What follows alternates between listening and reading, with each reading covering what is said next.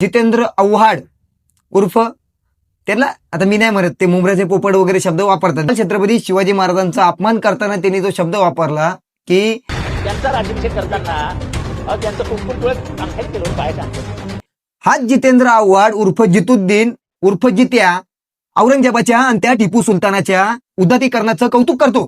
तिथे डोकं टेकवला जातो मस्तकावरती. आता कोणाला खुश करतो? अगदी श्रीपद छिंदम पासून ते या भगतसिंग कोश्यारी पर्यंत छत्रपती शिवरायांचा मुंबईमध्ये तो होणारा त्या पुतळ्याच्या घोटाळ्यापासून ते मालवणमध्ये त्या किल्ल्यावरती जो छत्रपती शिवरायांचा पुतळ्यामध्ये जो भ्रष्टाचार झाला, ते शिवरायांचं होणार होतं मुंबईमध्ये, त्याचं काय झालं? त्या महाराजांचं हे जे धड आहे ना, हे धडा वेगळं पडलं होतं. महाराजांचं शीश मुकुट तुमचे भगतसिंग कोश्यारी, त्या भगतसिंग कोश्याऱ्यांनी सावित्रीबाई फुले यांच्यावरती आक्षेपार्ह वक्तव्य केलं होतं.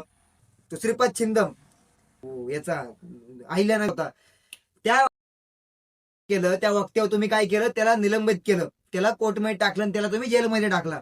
ठीक आहे. आता हे जे मध्यंतरी नगरसेवकाची इलेक्शन झाली, त्या नगरसेवकाच्या इलेक्शन मध्ये तो श्रीपाद छिंदम परत निवडून आलाय. त्यामुळे हा सुद्धा तुमच्या पक्षाचा होता, तो सुद्धा तुमच्या पक्षाचा होता. आता राहिला टिपू सुलतानाचं एवढं राजकारण आज या महाराष्ट्रामध्ये सुरू आहे. मध्ये टिपू सुलतानाचं तुम्ही कुठनं वादळमध्ये काढताय?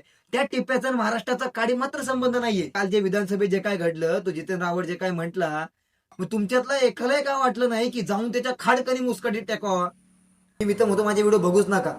काय होतं माहिती का? तुम्ही व्हिडिओ बघणार, एक दिवस पेटणार, परत शांत होणार, व्हिडिओ बघणार, परत शांत उठू, उद्या कोणीतरी परत उठणार, छत्रपती शिवरायांचा अपमान करणार, आपण शंडासारखे ते राजकारणी आहेत. अरे एवढी एक गोष्ट लक्षात घ्या, त्या राजकारण्याला आपण निवडून दिलंय, ते आपले सेवक आहेत आणि हे राजकारणी आपल्या महाराजांवरती बोलत राहतील, तुम्ही शांतपणे ते बघत राहा.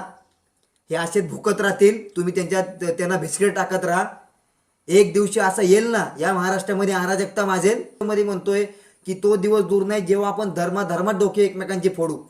हे तुम्ही ठरवा की यांचा बंदोबस्त कसा करायचा किंवा याच्यावरती एखादा कायदा कसा आणायचा. बाकी यांच्या सगळ्यांचे काढतो. म्हणजे आज मी ठरवलं रिॲक्शन व्हिडिओ नाही बनवायचे, पण इथून पुढे माझा प्रत्येक व्हिडिओ रिॲक्शनवरती असेल. आता काय जास्त बोललो तो उगाच वाद उठेल आणि तो वाद उठू दे. जे होईल त्याची तयारी ठेवा. तुर्तास इतकंच म्हणेल. त्यामुळे तुर्तास तुमची रजा घेतो. जय हिंद, जय महाराष्ट्र.